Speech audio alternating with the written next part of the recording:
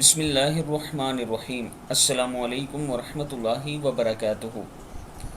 رسول اللہ صلی اللہ علیہ وآلہ وسلم نے مرد اور عورت کا ایک دوسرے کی مشابہت کرنے کے بارے میں کیا فرمایا؟ آپ صلی اللہ علیہ وآلہ وسلم نے فرمایا، مرد کا لباس عورت کے لباس جیسا نہ ہو اور عورت کا مرد کے لباس جیسا نہ ہو۔ حضرت ابو ہریرہ رضی اللہ تعالیٰ عنہ فرماتے ہیں کہ رسول اللہ صلی اللہ علیہ وآلہ وسلم نے ایسے مرد پر لعنت کی جو عورت کا لباس پہنے اور ایسی عورت پر لعنت کی جو مرد کا لباس پہنے۔ ابو داؤد کی حدیث ہے۔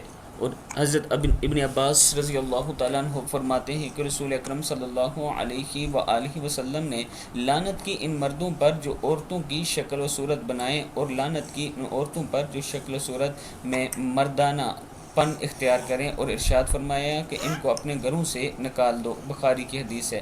اللہ تعالی ہم سب کو رسول اللہ صلی اللہ علیہ وآلہ وسلم کے فرمان کے مطابق زندگی گزارنے کی توفیق دے۔ السلام علیکم ورحمۃ اللہ وبرکاتہ۔